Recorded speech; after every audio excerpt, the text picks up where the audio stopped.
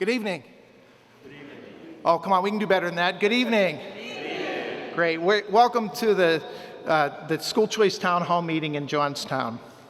What a cool thing to do a school choice meeting. It's great to have the folks that are here by invitation in person, as well as the folks that are streaming. Now, I found myself being a little anxious today. I wasn't sure. I was trying to think a little bit about how to put this together, and it's unusual for me.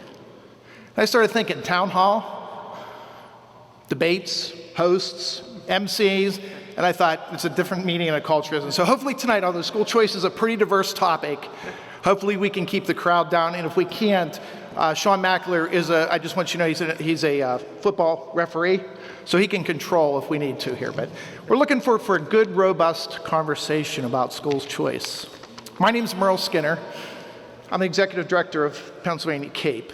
And tonight, along with Sean Mackler from Pennsylvania Catholic Conference, we're gonna host a series of people that are speaking and sharing about something that's near and dear to all of us. School choice. It's a complicated topic, isn't it? It's a cool topic. It has its level of intricacies in public policy, has opponents. It's complicated. But isn't it really, at the end of the day, about the kids? It's about making sure that kids and families have control over their education. Whether that control is about faith, whether that control is about pedagogy, whether that control is about what their personal preferences. It's important. It's an important topic. This year, private schools have run to the front of the room whenever things got difficult. We have showed what we're about. So in Johnstown's had its ups and downs, right? There's a lot of things going on in Johnstown. School choice being about the kids. You know, there's some schools in this room today that have been here, and they have been with these families and with these kids for years. Would you guys just give the schools, I don't know who else in the room, but Johnstown Christian, I know Bishop McCort, there's others in the room. Would you just give them a hand for just being there?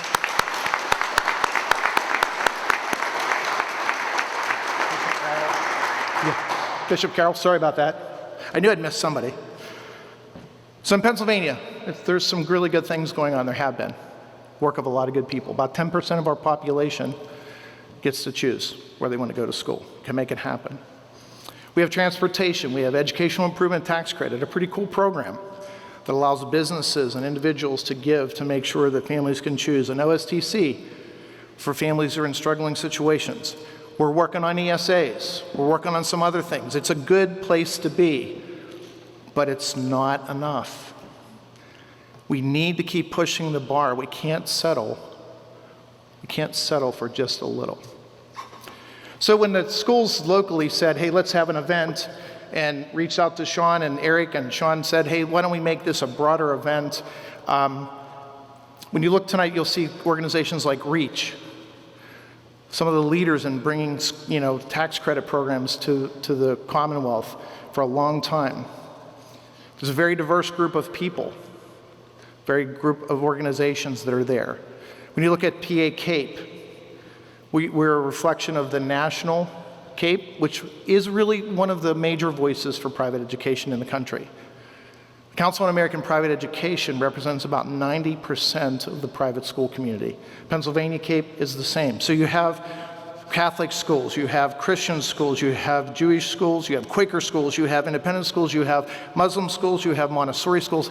People are working together.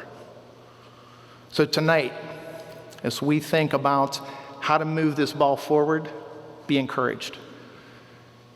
And I want to introduce my co-host, because this man, not only is he a football referee, but he has done a lot, and his organization has carried the ball in many, many ways. Sean Mackler from Pennsylvania Catholic Conference, please give him a great hand.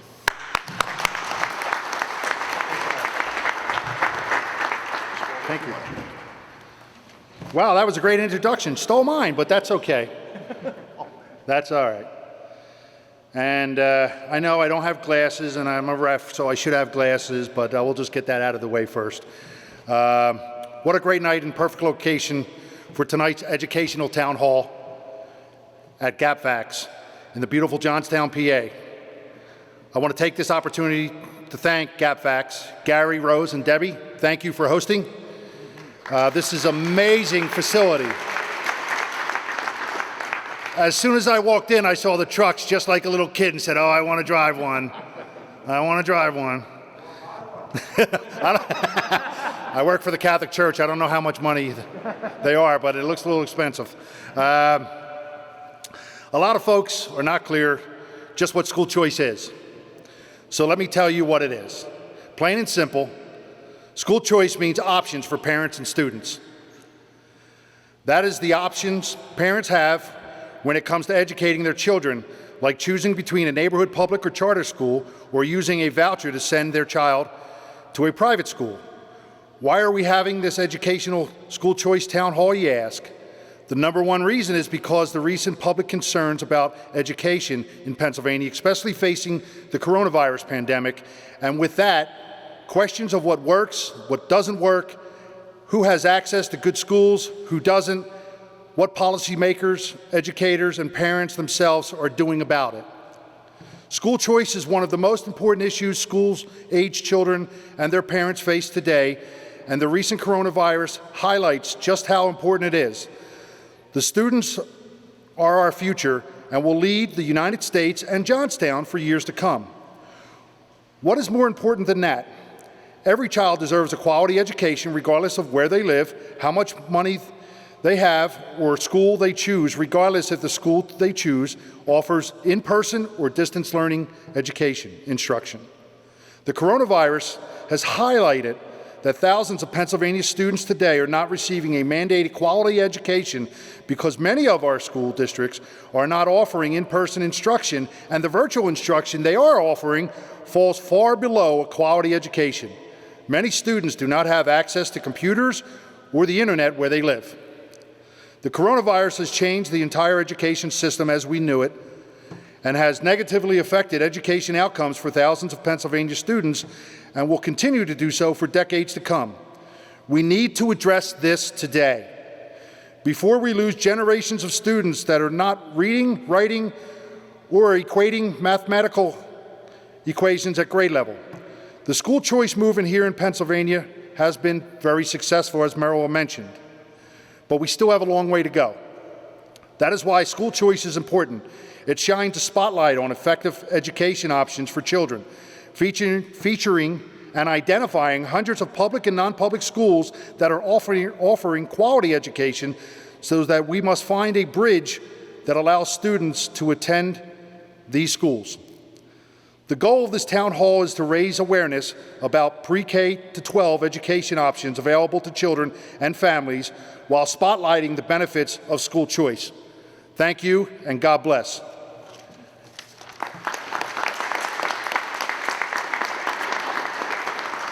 And with that, I'd like to introduce Father David Playas. Father, he's going to lead us in prayer. Thank you.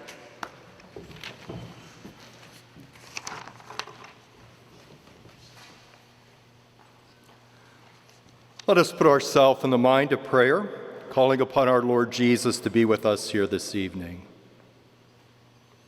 In the name of the Father, and of the Son, and of the Holy Spirit, amen. God of all love and goodness, we come before you today in a spirit of humility, asking you to hear and answer our prayer. Prior to your Son Jesus' return to you at his ascension, he told his apostles to go and teach all nations. It is a divine call to educate, to open the doors of knowledge to all, to come to know the truth about God, about ourselves, and about the world around us. This God-given mission is now our mission, a mission to educate all, but especially our children.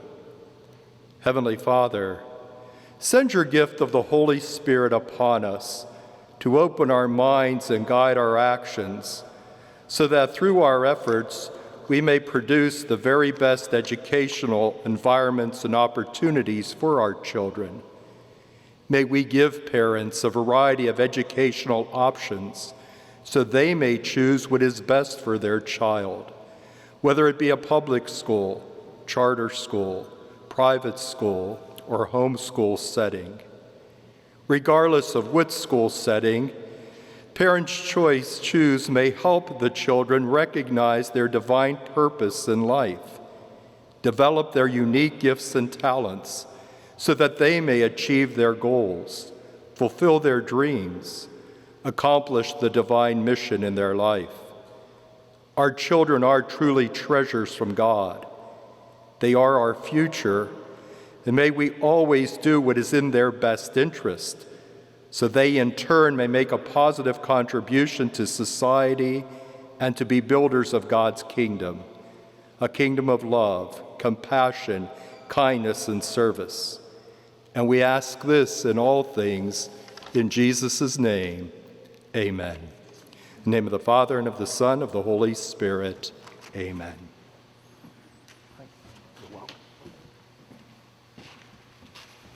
Thank you, Father. You're welcome. We have some students who are going to lead us in the pledge, and then we're going to follow that with the national anthem. Sydney Petro is going to do that for us. Everybody please rise.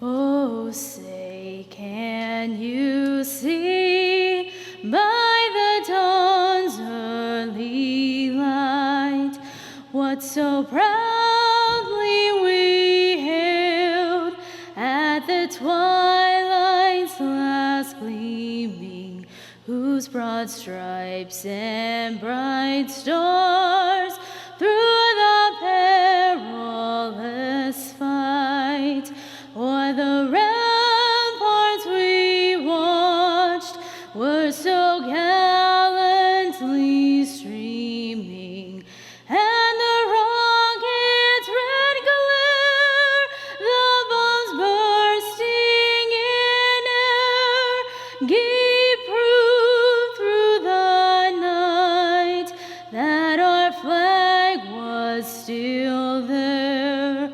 Oh, say does that star-spangled banner yet wave o'er the land of the free and the home of the brave?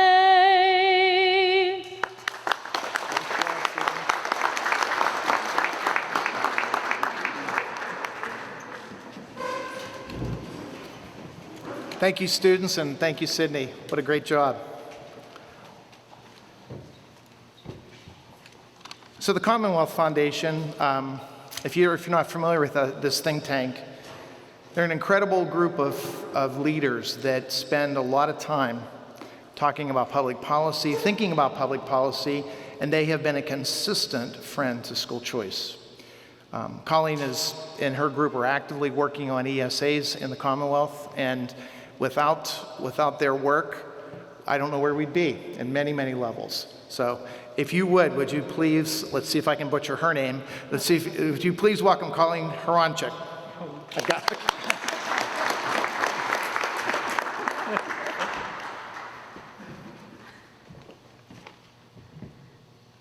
Thank you, Merle. And I'm so excited to be here celebrating school choice in Pennsylvania. I got involved in school choice the natural way. I had kids. And as my oldest got closer and closer to school age, we realized we just weren't comfortable with our local school. It wasn't bad, it was just big. And it was just hard to imagine sending this little child to it. And luckily, Pennsylvania has tax credit scholarship programs. So through that program, we were able to send our daughter to a Catholic school. Now we have 4 kids, so by the time the 4th was getting there, it was just too expensive. And we did cyber school for a year, and we've been homeschooling ever since. So I lived school choice before I ever worked in school choice. And now I'm incredibly fortunate. I'm a senior policy analyst at the Commonwealth Foundation, and that's what I do all day is I advocate for school choice. Here in Pennsylvania, we have, in addition to a vibrant charter school community, we have 2 tax credit scholarship programs. We were the first in the nation to get a corporate tax credit scholarship program. And those are wonderful, but they're not enough. Every year, nearly 50,000 applications are turned away for these programs because the state has capped them. Every year, millions of dollars of business donations are turned away because the state has capped them. So that's what this is all about. We need parents and school leaders and just community members who realize how important these issues are to advocate for school choice policies. And I think the COVID pandemic has shown, like nothing else ever has, how important it is to give parents the ability to choose where their child is educated. There's not much that's more important in this world than being able to direct your child's education. So it's great that we have the programs that we have now, but we need more. One program we're currently working on is called Back on Track Education Scholarship Accounts. And this would be $1,000 for every eligible student in the state. And their parents could use that money to buy to pay for the educational expenses that they're having as schools are closed and there's more remote learning, maybe kids have fallen behind and need tutors or counseling, wide variety of uses. So I encourage you to reach out to your lawmakers. You can go to legis.state.pa.us and look them up.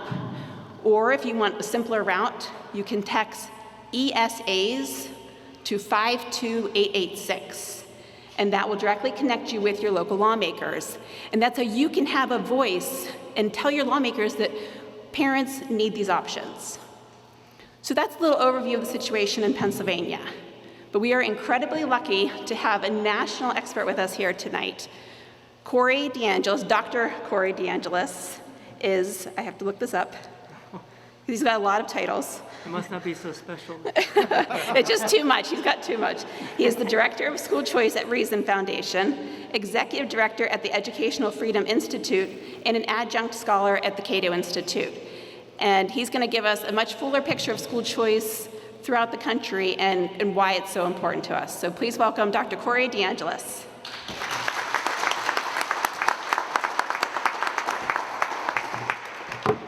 See if I can take my mask off the correct way. Okay, cool. Hey, thank you so much for coming out. And thank you so much, Colleen, for the kind introduction. Thank you, everyone, for having me out here. Man, you guys could have been prepping for another event that's coming on in not too long from now, the presidential debates, but you're here.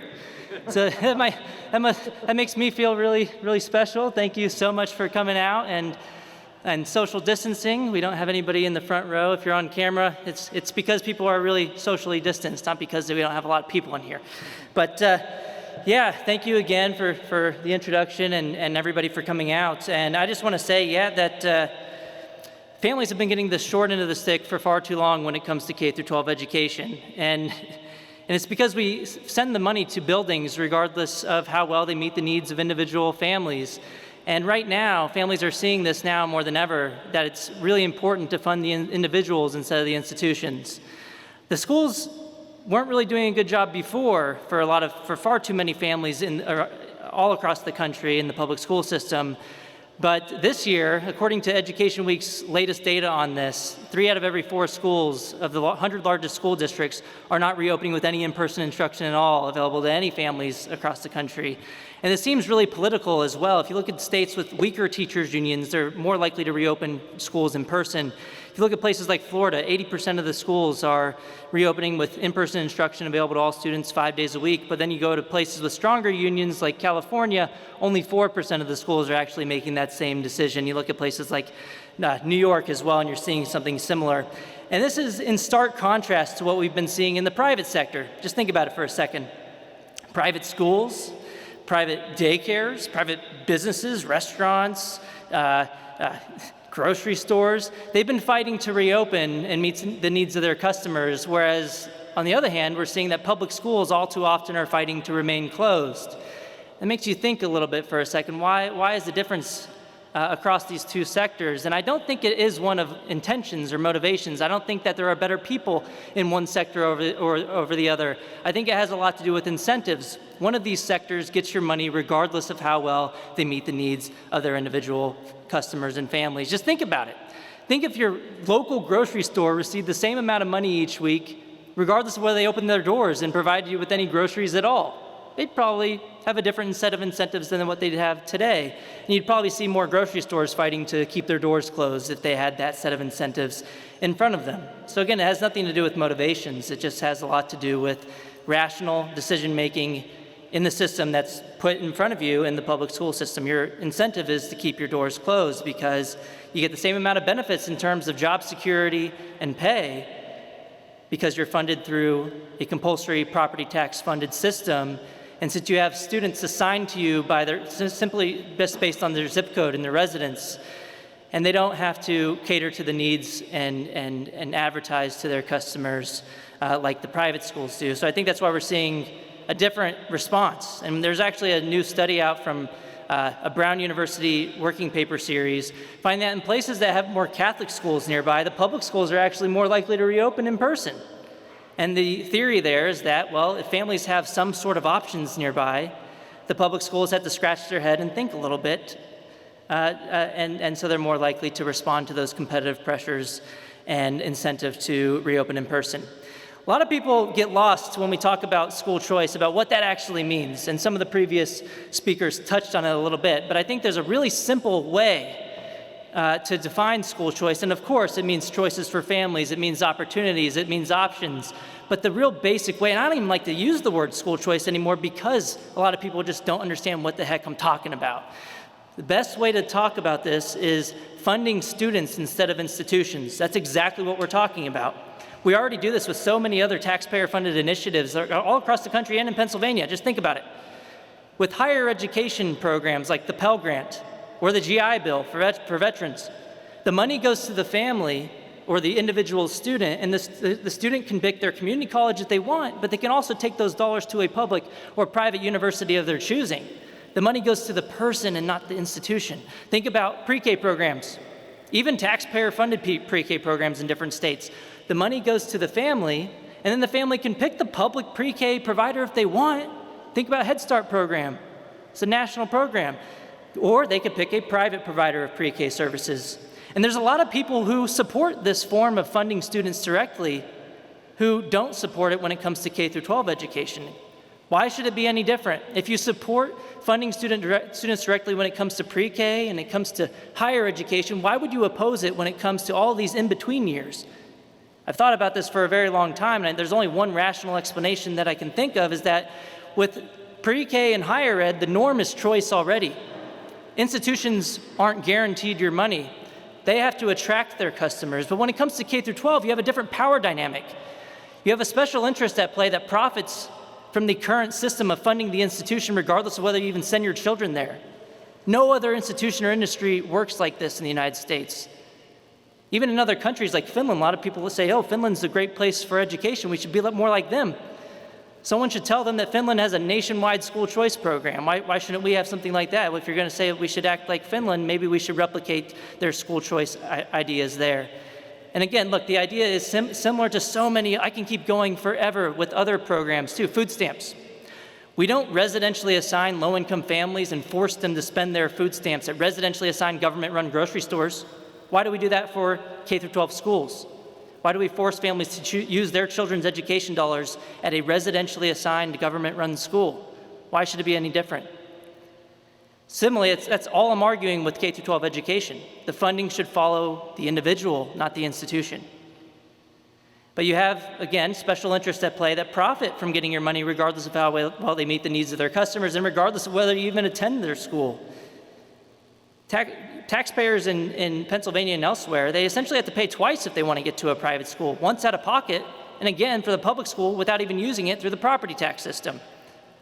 No other industry is like that.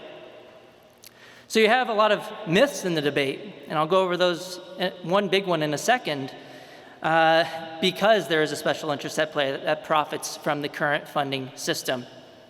One more example, Medicaid dollars. The money doesn't go to a government-run hospital. The money goes to the family. A family can pick a Catholic hospital if they want, a privately run hospital. And a lot of these people who support these other programs are super up in arms when it comes to K through 12 education. So if you support funding individuals with these other programs, you should support it with K through 12 education too. But there's so many myths in this debate. I actually came out with a co-edited book with Cato Institute's Neil McCluskey called School Choice Myths. You can get it on Amazon right now for the low, low price of, I don't even remember, but go check it out. See, I actually know, but if I don't tell you, you'll have an incentive to go look it up. So go look it up. It's School Choice Myths, Setting the Record Straight on Education Freedom. So how many people in here have heard the myth that school choice defunds the public schools? Everybody's heard that. Come on, everybody. That's the main argument by the union to prevent families from having opportunities. But I would argue that's not true in any meaningful sense of the argument. School choice doesn't defund public schools defund families. School choice programs just return that money to the rightful owners. Similarly, you would never hear someone saying that allowing people to choose their grocery store defunds Safeway. Why would you never hear that? You'd never hear that because the money doesn't belong to Safeway. It belongs to the family, even if you're using a food stamp program. You can choose Safeway, Walmart, Whole Foods, Trader Joe's. It doesn't belong to any particular institution. So similarly with K through 12 education funding, the money is meant for educating the child. It's not meant for propping up and protecting a government monopoly. So the funding should follow the child to wherever they're getting an education. That could be the public school. A lot of people say, oh, school choice is anti-public school. No, it's not. Allowing people to choose their grocery store is an anti-Safeway. You might still like Safeway, but we just want the freedom to be able to choose that private or public school that works best for your child. That could be a charter school too, or a homeschool setting. You may love your public school and still support school choice programs because you're about opportunity and options, and equity too. Let's face it, rich people already have school choice. Rich people can already afford to live in the best neighborhoods that are residentially assigned to the best public schools. Rich people can already afford to pay twice, pay out of pocket for private school tuition and fees. In that sense, school choice is an equalizer that allows less advantaged families to have access to these types of options as well. So that's another myth, that school choice is a rich get richer scheme. It's the opposite of the truth. There's inequities inherent in the government school system. Similarly, just think about the first claim, that school choice defunds public schools. And this is usually made by someone that is defending the monopoly system. What I'd like to ask is, well, why would school choice defund public schools? Why would giving families an option defund your school? Seems like a pretty big admission that you believe that when given the option, your customers are going to leave to some other opportunity. So that's a pretty big admission that they don't believe that they're meeting the needs of individual families. And a lot of the times they'll say in one breath that our public schools are great, we don't need any additional options. But in the other breath, they'll say that school choice defunds public schools. Well, which one is it? If your schools are great, then families will continue choosing that option, especially with school choice programs when they're only funded at a fraction of what the traditional public schools get. I think the schools in the area here get about $16,000 per child per year. The ITC program, I think, is only about a fifth of that amount, but yet still, thousands and thousands of families are on the wait list to try to get their children to that type of opportunity outside of the traditional system. And I want to say again that I think the pandemic has really shined a light on public education in America and here as well. It's one conversation for the school to not be adequately educating a child, but it's another conversation entirely for them to not even be opening their doors and then continuing to expect to receive dollars for children that they're not adequately serving. And the way that I like to put it, that I think makes most sense to most people, is that if your neighborhood grocery store decided that they didn't want to reopen during the pandemic or afterwards, it would be kind of inconvenient, right? But it wouldn't be totally devastating because you could take your money elsewhere.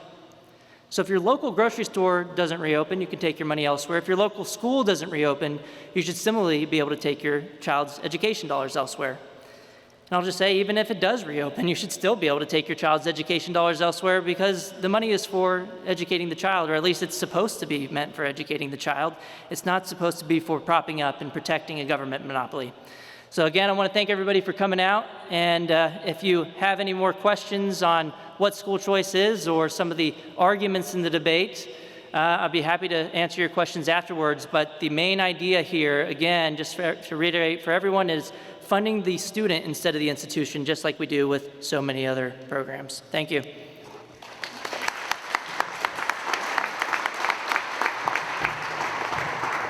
Thank you, Corey. I'd like to thank, before we start our next panel, I'd like to start, just thank some of our sponsors.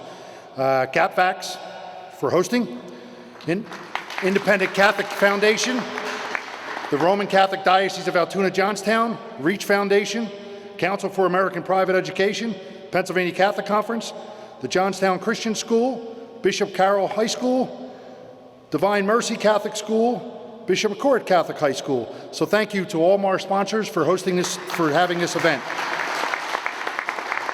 And next, with our next panel, this is going to be some businessmen. So if Gary, Rose, and Debbie, if you'd like to come up to the mic and just say a few words.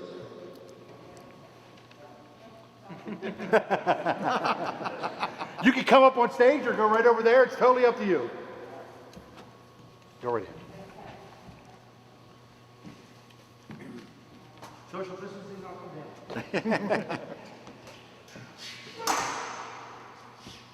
I just want to introduce myself, my wife, and my daughter, Gary Poborski. Want to thank everyone for being here and welcome everyone for being here. We're excited about being able to have a place like this that we can give different events. We had Jari down here with a couple different events we had down here, but I just want to welcome everyone and just say the only words I have to say is I'm standing here. I'm one of the most blessed guys in the world. I'm so fortunate. My biggest prize was when I was 16 years old. I met my wife in New York. And if I wouldn't have met her, I think I'd be a wino on a beach someplace. But anyhow, we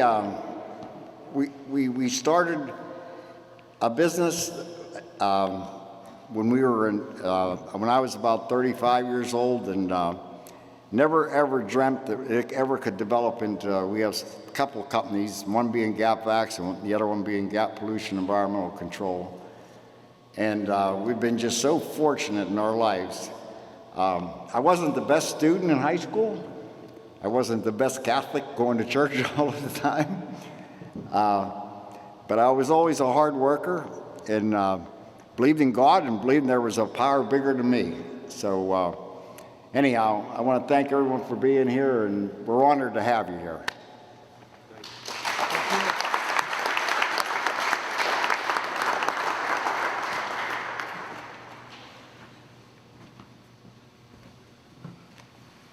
Okay, thank you, Gary, and for hosting again.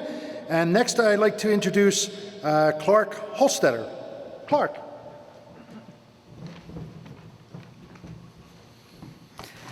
Well, thank you, folks. It's a pleasure to be here. Thanks for having us. We appreciate it. My name's Clark Holstetter. I'm not an educator. I'm just a nerdy accountant who loves my kids, I guess. My kids have been really blessed to be at Johnstown Christian School for a long time. We just had our first one go to college this fall, so we've been there for years, and we're so thankful that we've been able to do that, and not everybody is able to experience that blessing. So I'm just here to share just a little bit from an accounting perspective, so I'm just going to take about 2 minutes and explain this. Hopefully it's not too boring. But I also wanted to say thank you, Dr. Deangelis. I really appreciate it. That was really helpful and educational. So that was your book? Is that what you said? I couldn't hear from back here as well. Okay, excellent, cool. Anyway, I just wanted to tell you about the credit that has been mentioned here a little bit. There's a couple different credits that have been talked about, but just to talk for 2 minutes about the Educational Improvement Tax Credit. Probably a lot of you in this room have heard of this and know a little bit about it. There's probably some people on the web listening and stuff that maybe know nothing about it. So let me just give you the basics on it. It is a really cool thing from my perspective for the schools, for the private schools, the Christian schools that can take advantage of it. You as an individual now, actually just in the last couple of years, previously to that you had to be a business, an incorporated business or something like that. But in the last couple of years it's been opened up a little bit more, and you can take advantage of it a little bit better as an individual. You can make a donation to the school of your choice, who then uses that donation for scholarships to allow more kids to be able to come to their school. So it's tremendous. But let me give you an example of how it works. Because basically you can take your donation and multiply it by 10 by doing this. Just give you an example of a dollar number. And again, talk to your accountant or something. It may not make sense for you. It may not work for you. But just a simple example is if you were to donate $3,000 through this program, the school would get $3,000. They'd be able to use it for scholarships. So just stop for a second on that and think about, okay, if the school has to give it out as a scholarship, is the school benefiting? Yes, the school is benefiting. If you think about it this way, if they were to split that up among 3 students and be able to give each one of them $1,000, maybe those 3 students wouldn't have been able to come to Johnstown Christian School or Bishop Carroll or Bishop McCort because they didn't have the money, but now they can come. So that $3,000 actually turns into $9,000 for the school. So it's even better than just the money you're giving. It multiplies in that way. So it's definitely helpful. Secondly, though, you're giving $3,000, so is it costing you $3,000? The bottom line is it's not. It's only costing you, in most cases, if you do it right and you plan, it costs you 1/10 of that. So it costs you $300 to make a $3,000 donation. And the way it works is you get a credit through the state that applies to your Pennsylvania income tax return of 90% of your donation. So in this case, if you gave $3,000 through your business or as an individual and you got the credit, you get a $2,700 credit. So instead of paying $3,000 in state tax, you would pay $300 more. So ultimately it costs you $300 to make a $3,000 donation. It's probably the only way in a lot of cases that you can multiply a donation by 10, especially to your local school that you love and care about. Somebody also mentioned that some of the funding for this runs out, and it does pretty quickly in a lot of cases. But I think if you talk to your school, one of the leaders in your school, you'll find that you might be able to get in on it even yet this fall. Again, it's not for everybody, but it's a pretty awesome thing. That's all I wanted to tell you. Thanks.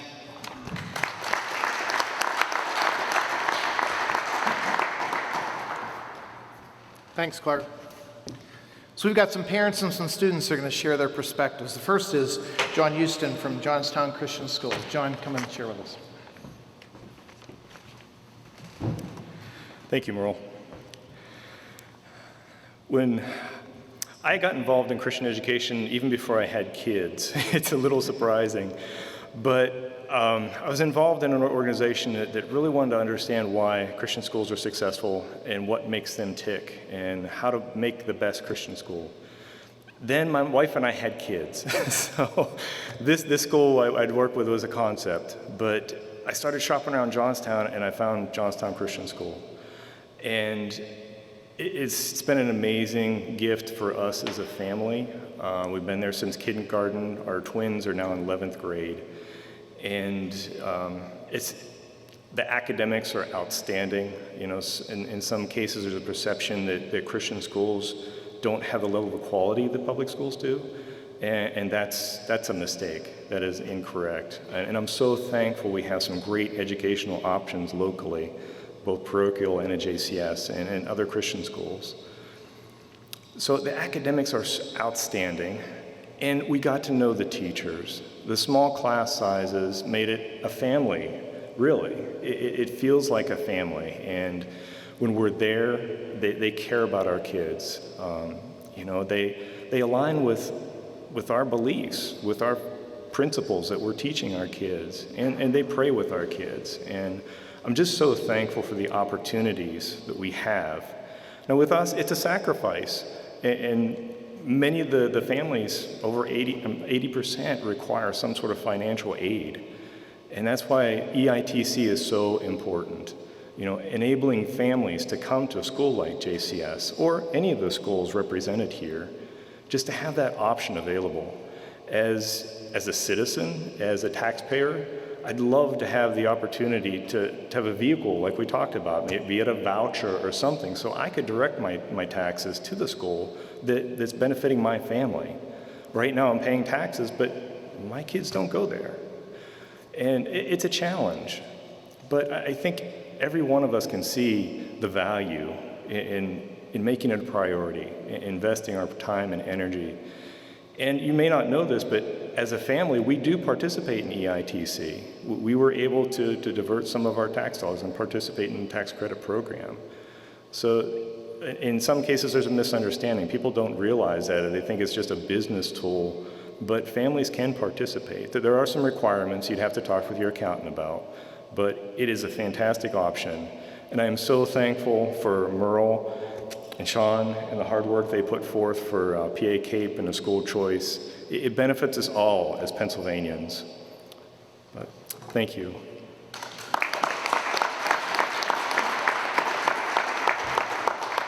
Thank you, John. We got a couple students. Amir, Ortega, Andrews, would you come up and share for us?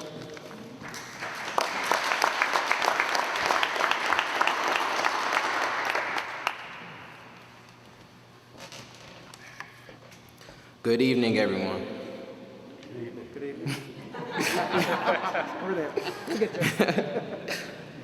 My name is Amir Ortega Andrews. I am a senior who is proud to attend Bishop McCort Catholic High School.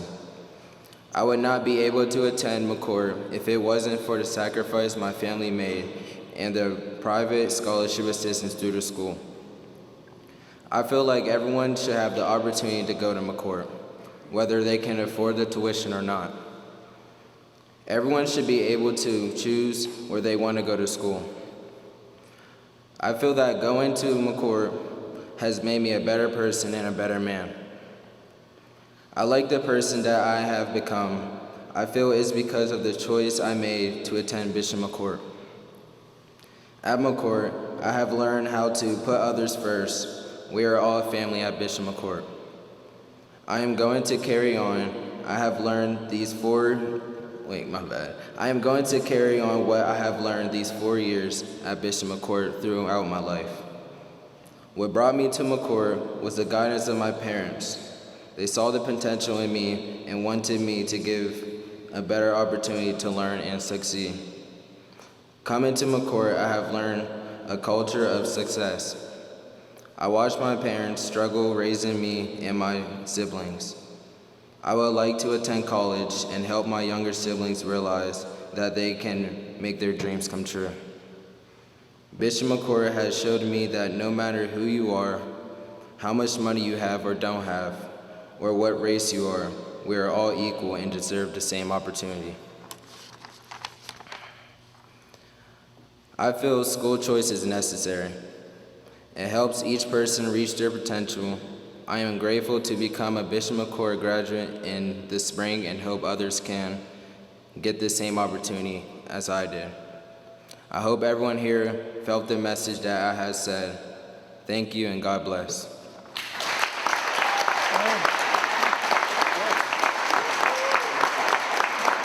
Go Amir.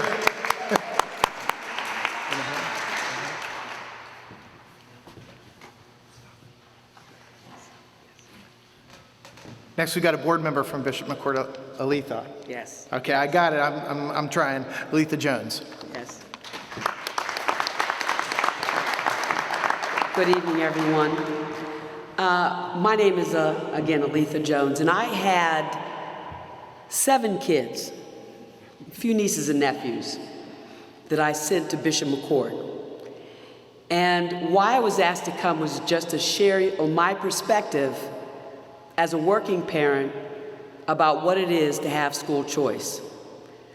Now, back when my kids went through Bishop McCort, there wasn't an EITC program, and the promise of having vouchers was dangled like a carrot every year.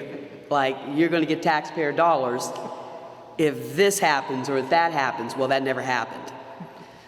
So what I ended up having to do to have a choice was to work very hard. But let me tell you first how my kids happened to get to McCort. I had a particular grievance with the public school because my children were being put on the wrong bus and being dropped off in the wrong location. And after this happened 3 or 4 times, of course, like any parent, I was up in arms.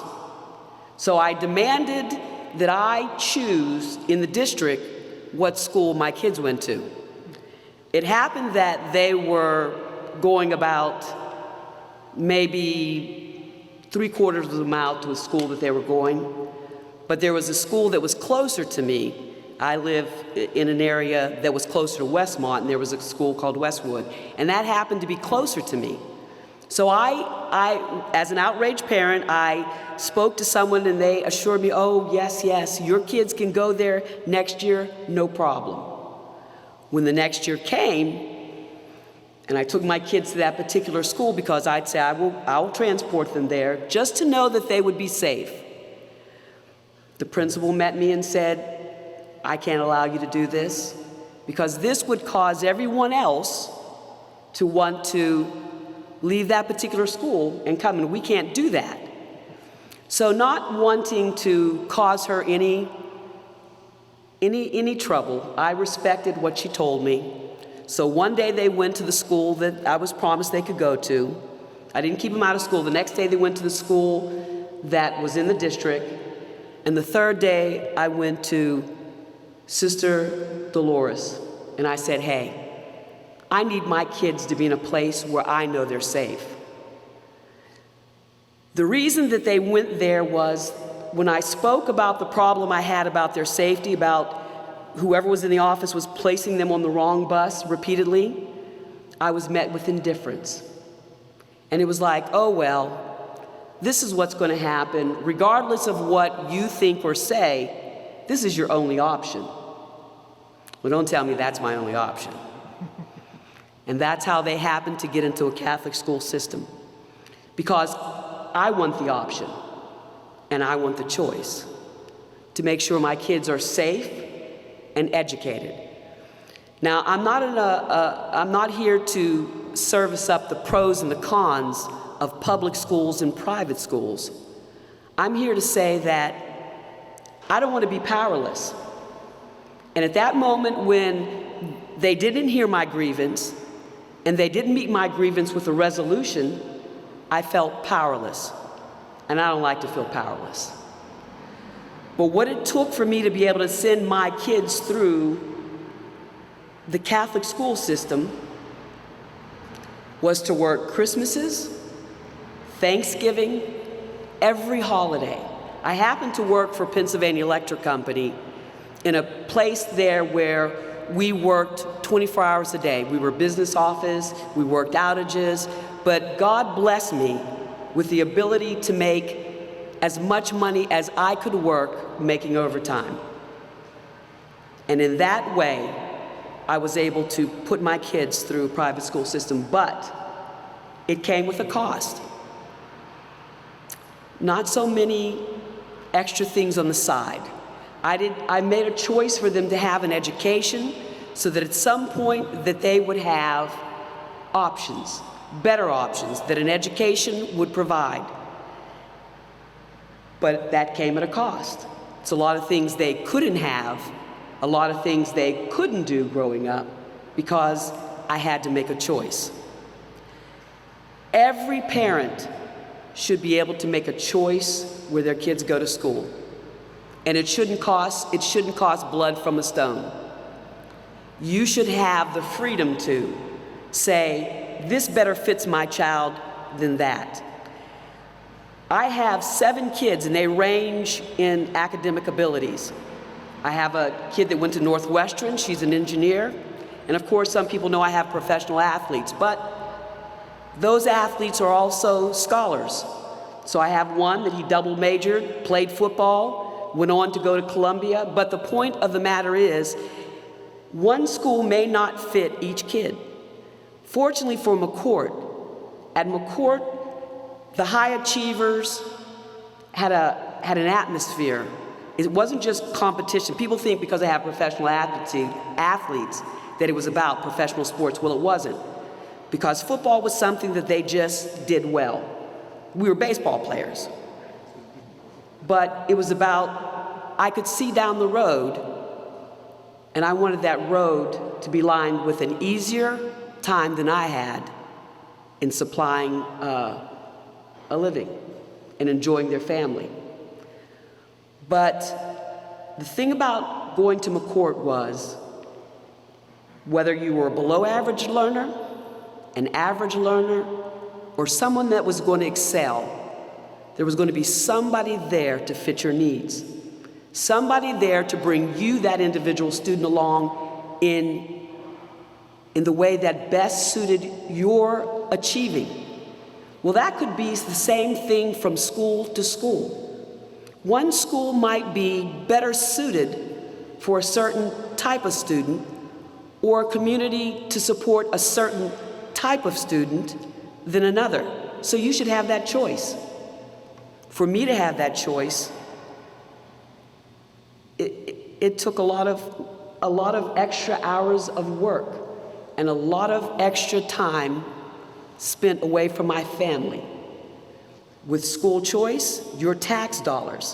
What could I do if I had $15,000 in tax dollars? I wouldn't have to wear one pair of shoes all the time, sacrifice one coat all the time, everybody not have the clothes they have all the time. You make a sacrifice for your education when you don't have a choice. Have a choice. Everybody should have the power of this choice to say how their kids and where their kids are going to be educated. And that's not saying, as he said, anything indifferent about public schools, because I went to a public school. I'm pretty good. I had a good public school. There are good public schools. But again, the power of your choice is something that you should have, something that a parent should have, knowing your own kid, knowing what suits your kid best. And the nice thing, I don't want this to be a testimonial for McCort, but it's going to have to be. Because we also had some students that at the public school, they said, we took you as far as we can take you. And McCort brought them in. And they found a family, and they found the motivation they needed to succeed. So now I have 2 professional athletes, but they're not just athletes, they're scholars. One's a minister, one does, I don't know what to say. Sometimes I see him on, sometimes I see him on Twitter, and I'm like, what are you doing? It's like, what are you doing? But he's also a Columbia graduate, and he's also a businessman, and I have an engineer, and I have an entrepreneur, and I have people that brought those students, teachers and principals, that brought those students to their best selves so that they were able to go out and do what they wanted to do in life. So you as parents and as students, you need the power of choice, and you need the power of your tax dollars to make it the right choice for you without having to sacrifice so much. And I hope I didn't take a whole lot of your time. I appreciate your letting me come and share my perspective.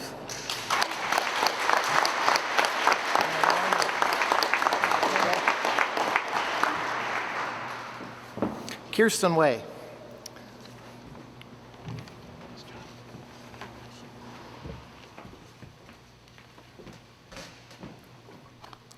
Hi, I am Kirsten Way, a junior at Bishop McCort Catholic High School. I come from a family of 4 daughters and a brother with Down syndrome. My parents work very hard to send us to a private Catholic school. It is an extreme financial hardship at times, but that is how important the education we receive at McCort is to my parents and us. Academics is important to our family because this prepares us for college and just working hard at everything we do. The respect and discipline at McCort is outstanding by teaching us to be respectful and to always have a helping hand, which is crucial throughout our lives. The relationships my family has created with the staff and students at our private school will be treasured. The activities they offer at McCort, whether it's clubs, musical, or sports, is outstanding, where we can be ourselves and develop our characters. School choice would give many other students a chance to receive a quality education that otherwise they may not be able to afford. School choice would have given my family some financial breathing room. Just as education is a fundamental American right, so should be the ability to choose where to receive that education. Because of McCort, my oldest sister graduated from Gannon University and is working in Pittsburgh. Because of McCort, my 2 sisters are currently working through college. Because of McCort, my family knows we will all be thriving, contributing members of our communities. Because of McCort, we are who we are today, and that is a crusher forever. We want that right and privilege for everyone to be able to decide. Make school choice a reality, and you will improve our nation's future. Everyone is deserving. Thank you.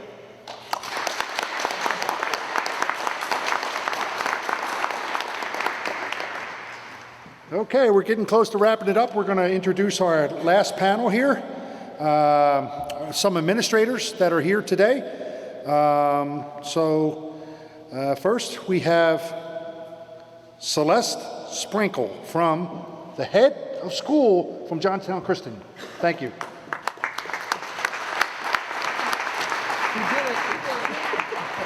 I love how I get the wrapping it up spot. I'm not ever short of words, but I will try to keep it to a minimum. As I was thinking about school choice for me, actually that started about 40 years ago, when my parents made a choice for a different kind of education for me.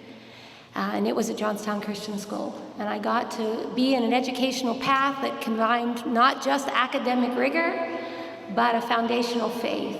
And I listened to Amir, and I appreciated your story, how education changes us forever. And for families that have opted for an educational setting that involves faith and academia, how our trajectory of lives have been changed.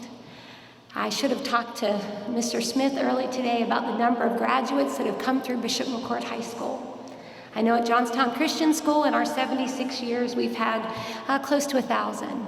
But to think of the number of students that have been impacted because of the choices that their families have been able to make to be in a Catholic or a Christian high school and have their lives changed because of that setting. What a blessing that has been, but that also hurts me knowing that in the community that we live in, sadly, we've been called one of the most depressed cities in Johnstown. It makes me sad to be with this group and to think of it that way. But that means that many families in our community don't have the opportunity to choose the school that fits for them. I listened to Mrs. Jones speak and just think of the choice, and that we're finding schools that fit students. And when I tour students in our building and sense from their families that JCS and what it offers would be a fit for them, and then to do whatever we can possible to have those students attend our school. Boy, I think we as a Commonwealth need to do some things different to make that opportunity available to more students, the choice to be at a school that fits them best. So I appreciate the chance to stand here with really great educational professionals and business leaders and say we've got to do a little bit better for our kids to provide them what works for them. Thank you.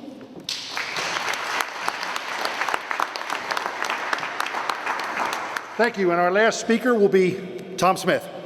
Tom? Good evening, everyone, and thank you for taking the time to join us this evening, either via the computer or here in person.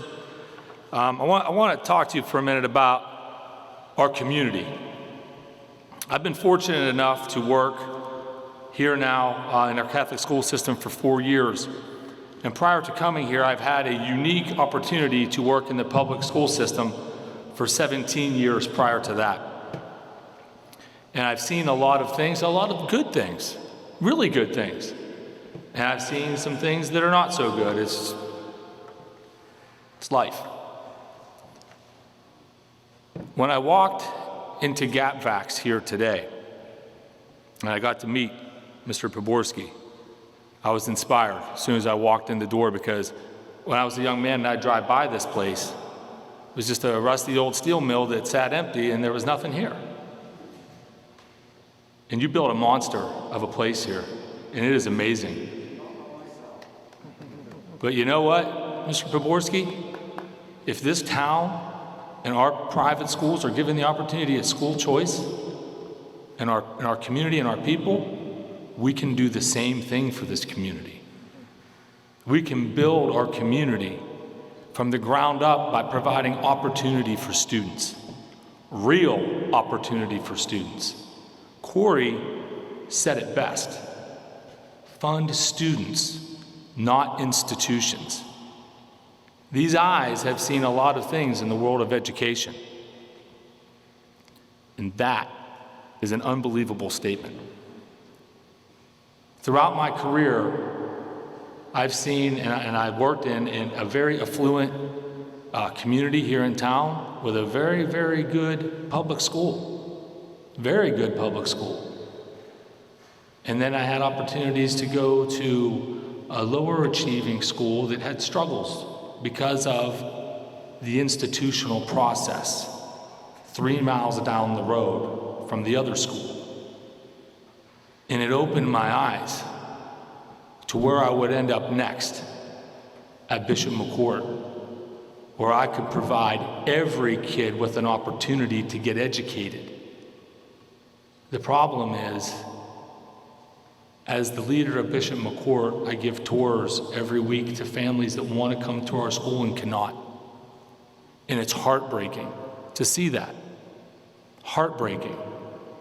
I look at Amir and where he was 4 years ago, and the strides that that young man has made to get to the point where he is today is amazing, with a 3.4 grade point average and no discipline record at our school. Outstanding, the changes that have been made in that young man's life, because his mom made a sacrifice for him and made a decision that she was going to find a way to have success for her son, for her family, and set a new standard. Hit the reset button for her family, and she did that. And what a great thing to do. Every family in the poorest community in Pennsylvania, which is Johnstown, should have the opportunity to come to our private school systems of Bishop McCort, Bishop Carroll, Greater Johnstown Christian. Every parent should have that opportunity. And why can't we do that? Other states do it. I'm tired of hearing, it's impossible, Tom, the funding. It is possible. Anything is possible. Other states are doing it. Florida, Arizona have these things in place, and they're having success with these opportunities for kids and families. And we need to do the same thing. I was a public educator for 17 years. 17 years. And did really well until my daughters and my wife came to me one day and said, "Dad, we want to go to McCort." And you know, I did pretty well in the public school system financially. I did okay. And I could afford to send them here. But I didn't have some of those luxuries like you talked about, because the tuition fee to send 2 kids to McCort was tough. To maintain the car that I had and the neighborhood that I lived in wasn't easy. Wasn't easy. So we sold all that stuff, right, Sherry? That's right. That's right. And I will tell you, the greatest investment that my wife and I have ever made is not in a car or in a house. It's in our children that got to achieve their dream and are currently at The Ohio State University receiving money to go there for academics and cheerleading. That has been their dream since they were in 7th grade. And had we not made that choice, they would not be living it right now. And so it is my duty as someone in this community and a leader in this community to fight for every parent that wants that opportunity. I believe in all systems of education, all systems, public, non-public, whatever. And if you're in those and you're happy with them, great, support them, do whatever you can to support those systems, that's great. But we need to have competition, because competition brings out the best in people, right?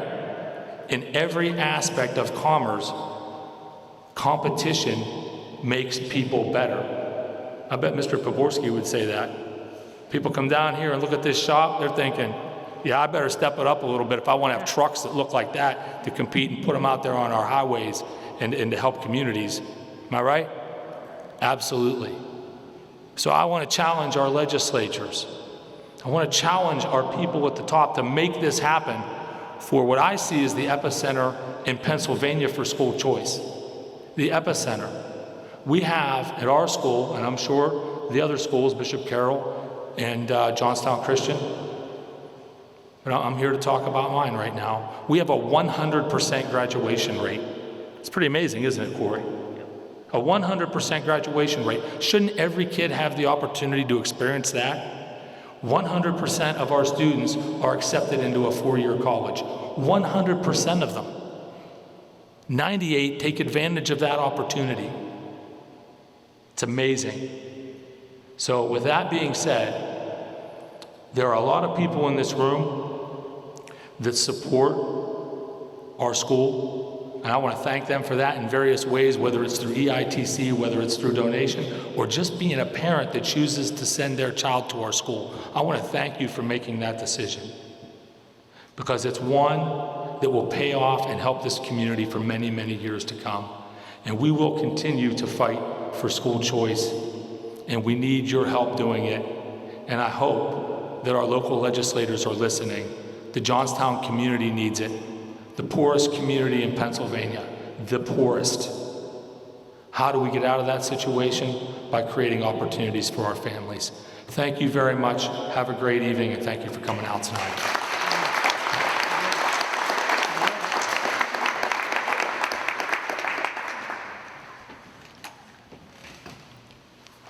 So we're going to take a moment and do some questions. So I want you to think of your questions.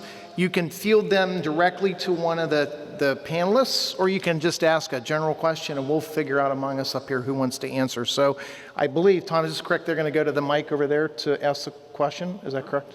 So if you have a question, go ahead and start to line up. And while we're doing that, I want to make sure, I just want to review the sponsors again one more time. GapVax, thanks again. Okay. Independent Catholic Foundation. The Roman Catholic Diocese of Altoona-Johnstown. Reach Foundation. I'm going to keep reading until you guys get to the mic here. So this again. Okay. Council for American Private Education, Pennsylvania chapter. Pennsylvania Catholic Conference. The Johnstown Christian School. Bishop Carroll High School.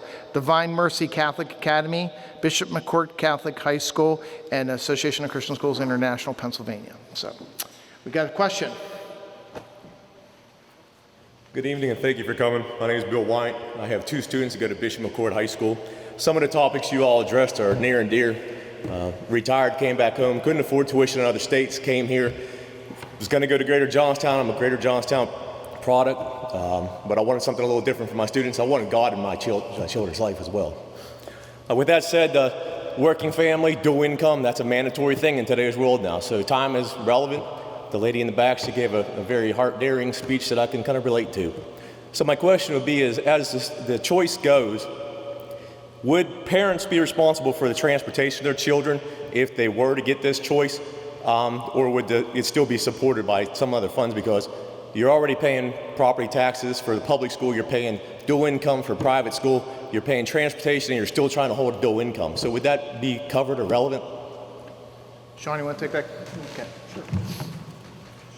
Good question. Pennsylvania right now is very fortunate. We do have transportation, but limited. It's only at 10 miles. So if you attend a private school in Pennsylvania, from where you live, the district that you live has to transport you 10 miles. If it's over 10 miles, they do not. But if it's within 10 miles, they do. The pandemic has brought up other issues that came up, because now if a public school is offering virtual classes and a private school is offering in-person classes, there's a lot of districts that came out and said, we don't have to transport you. And I said, no, that's not what the law says. So we're fortunate, only 13 districts right now out of 500 aren't still transporting our kids. We have legislation introduced that's hopefully will get to the governor's desk after the election. But yes, for the most part, they will receive transportation. Thank you. Thank you. Let me add one caveat to that too. That is to the school within 10 miles. So the school is, if the school's within 10 miles of the district, it doesn't matter where your residence is. So Corey, did you want to? Okay. Yeah, another thing is, should I take this? Whatever, I'm not going to keep switching the mask on and off. But yeah, education savings accounts, which is the forefront of school choice. Everybody's heard of vouchers, tax credit, scholarships. Education savings accounts are kind of like vouchers in that the money goes to the family that would have went to the traditional public school, but it goes into a savings account, and you can use it for private school tuition, but you could use it for other education-related expenditures. So in theory, you could use it as a homeschool family as well if you wanted to, or micro school, or the new hip term for that is pandemic pods, if you've seen those in the news lately. But education savings accounts could also be used for transportation expenses. I just wanted to note that the other side uses this as an argument against school choice writ large. They'll say, look, the EITC is only $3,000, the tuition is, $7,000 or whatever it is, and then, there might be transportation expenses as well. But that's my first response to those people is that, well, would you be okay with the voucher amount being a higher amount? Let's say it's 6,000, 7,000, 8,000, or how much the public schools are getting, 15, 16,000, and they get quiet because they don't want to raise the voucher amount either. So they're saying it on the one hand, this isn't enough money, then they're saying, oh, well, we don't want to give you any more money either. So that really shows you their true intentions. They're just trying to throw every argument they can at the wall and see what sticks.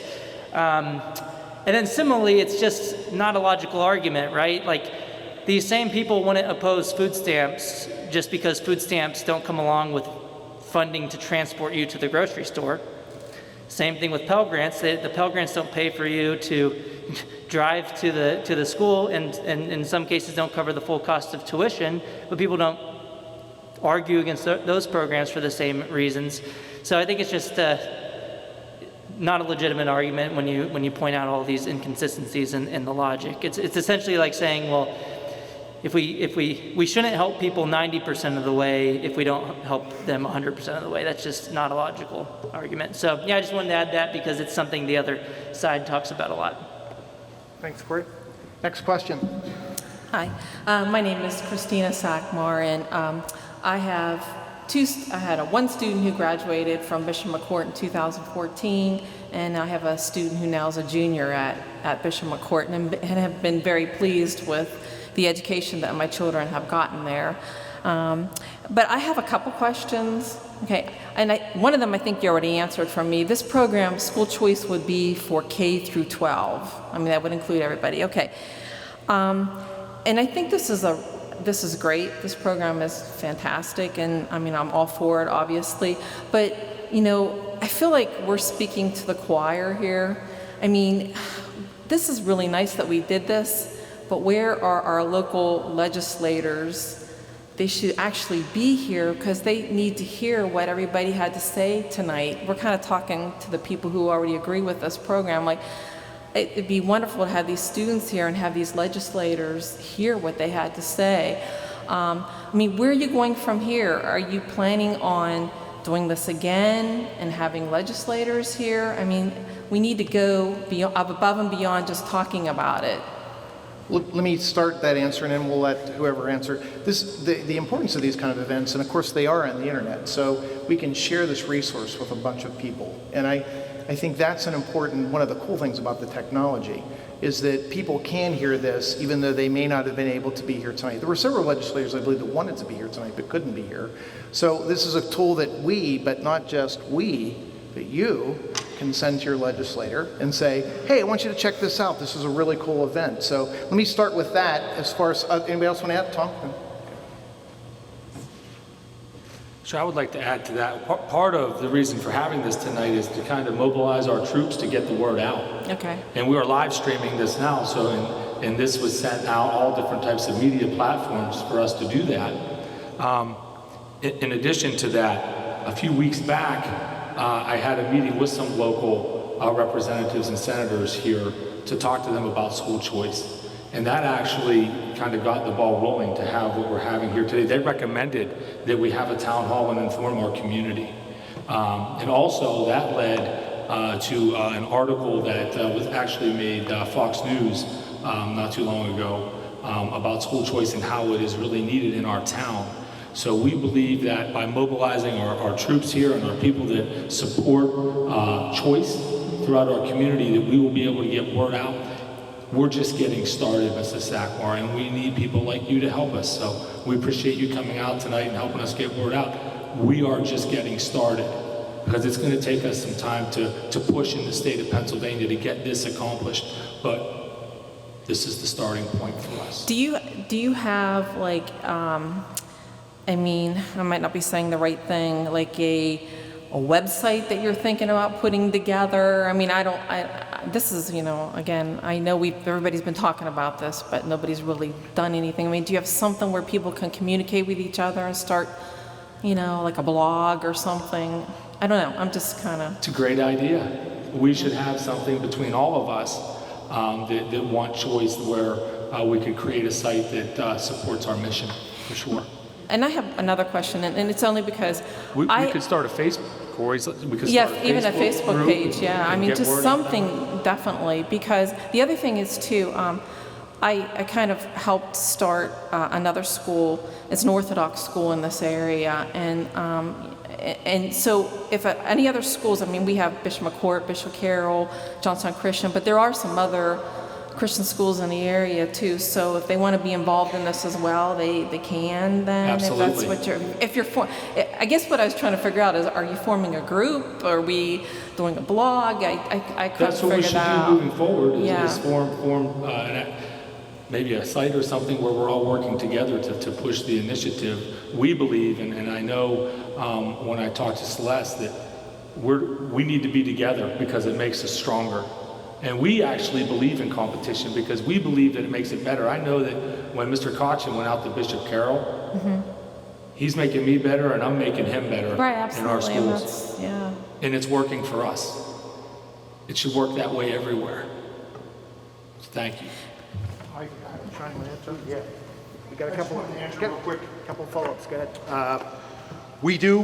There are folks all across the Commonwealth that do support school choice, legislators and parents.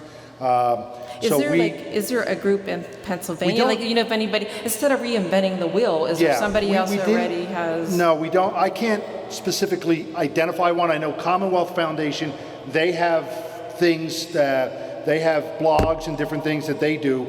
We haven't done, at the Pennsylvania Catholic Conference, we haven't done that per se yet, but we do have a list of our folks that we email and get out. We haven't introduced a school choice bill other than the Back on Track legislation that was introduced this year for the stimulus funds, for the CARES funds. We haven't introduced a school choice bill in Pennsylvania in, I would say at least 4 to 6 years. Our governor would veto it, and that's our problem. And that's why a lot of Governor Wolf, he's a great man. He's trying his best, but he came right out and said he will veto a school choice bill. So he supports our EITC, but he said he's not going to increase it, but he supports it as is. So that's why legislators are reluctant to do something and then have it vetoed or not supported by the governor. That's our problem. Thank you. I'd also encourage you to check out our website is commonwealthfoundation.org.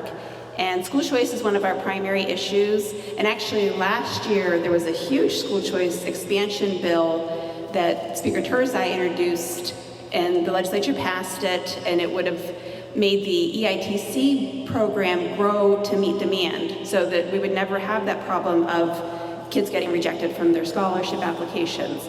So there's a lot that we can do. As Sean mentioned, the Back on Track is a big push right now. But the really important thing is contact your lawmakers. If you go to our website, commonwealthfoundation.org, then you can sign up for our email lists. Our contact information is in there. Please talk to me afterwards. I'll give you my email address, because this is something we are constantly working on. And stories, if you have stories that you're willing to share with us, we put them in our blogs, we put them in op-eds, we will make videos and share them. Yesterday we had a big event at the Capitol where we had a press conference, and families from all across the state came and they participated in the press conference, and then they went and met with lawmakers to tell them how important these programs are for them. We even had a group of families from Connecticut who are inspired by our Back on Track bill, and they came to see what they can do to bring it there. So there's a lot of activity in this space, and you would talk to me afterwards or go to our website, and I would love to work with anybody who is here, anybody who is listening.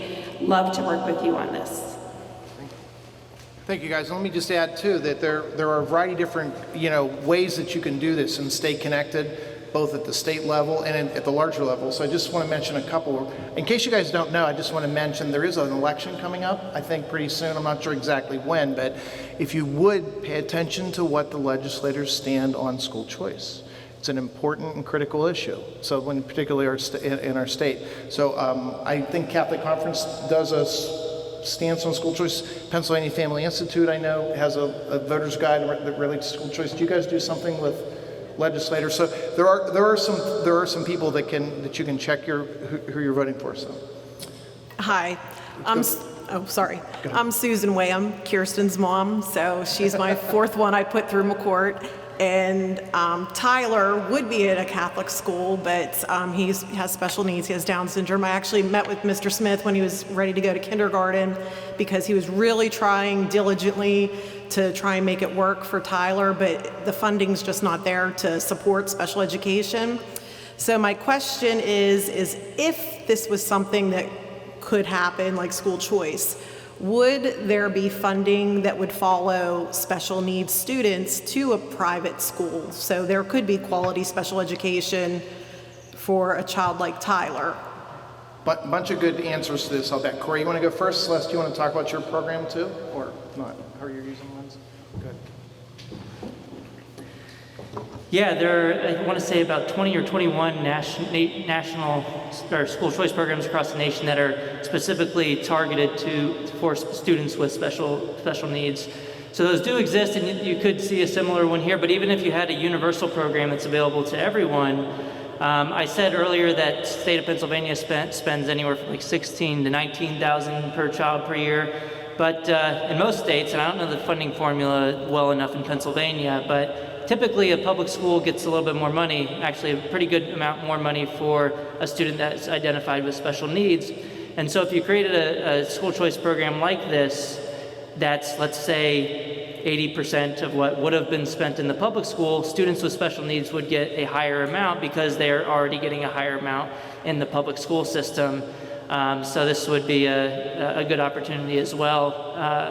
And I will say there is a current federal education law, IDEA, that if the public school district admits that they do not have the capabilities to adequately meet the needs of a student with special needs, you can get them to pay, the school district to pay for private school tuition and fees. Obviously, they have a pretty strong incentive to say, no, we have the ability to meet their needs here, even if the parent says otherwise. If they do say that at that point, you could take them to court, and hopefully a judge sides with you in that they're not the best environment for your child. Maybe a private school is better. And I mean, but this is like that parents should not have to go to court for this, right? Like it should be up to you. Like if you looked at the public school and the private school, and to you the private school is a better opportunity for your child, it shouldn't be up to the school district. You shouldn't have to take them to court to take your child's education dollars that are rightfully theirs to the school that works best for them. But so hopefully there is more of a universal program in Pennsylvania going forward. But there is that IDEA kind of exception that a lot of people don't know about that we can talk a little bit more offline after this. I can give you some links and information on that. Okay, thank you. Celeste, do you want to come and share how you're using some of your current funding to meet special needs? Because every school has a different perspective on how they reach special needs and different types of special needs. Yeah, I think what Merle's alluding to is that JCS has really decided that one of the fits that we have for people is programs for kids that learn different and with different learning disabilities. So we've just chosen to make that a part of who our school is because it really helps parents to find a place in a school like ours and like Bishop McCort and Bishop Carroll where kids that learn different can fit too. So we've just put dollars that way as well. One of the nice things about an ESA model is that it's an add-on model. So if you say, I'm already getting some EITC help to get there, but we want to add a sort of school or whatever, a special needs program, there's monies that you can help to do with that. So are we done with questions? I have, I think, 33 seconds left. No, but is one last call for questions? Be on camera if you go. Maybe you won't be on camera. Would that help? Okay, so any more? So, did you have a good night? I'm sorry, did you have a good night? Yes. Okay, good. Lots of big shout outs, Tom. I know you spearheaded this event. Thank you for making this happen. Corey, great to have you come in and experience Johnstown, greater Johnstown area. So he was talking about some of the roads he was running on today. So thanks for everybody that was here. Thanks for the sponsors, for those of you who paid attention online. And this will be available, correct? Am I correct, Tom? Or somebody, do we know how we're going to get that? Does anybody know how to get the link for tonight, Tom? I'm assuming tonight will be available. Does anybody know how to get that? It should be up tonight. We'll get some information. Will it be on your website? Yes. Okay, what's that website? On your Facebook page, okay. So appreciate, again, everybody for putting it together, for making this happen. On behalf of all the sponsors, Sean, thank you for your leadership in this too. So good night, everybody. We'll do this again. And I just have two last things to end with. Go school choice and go Eagles.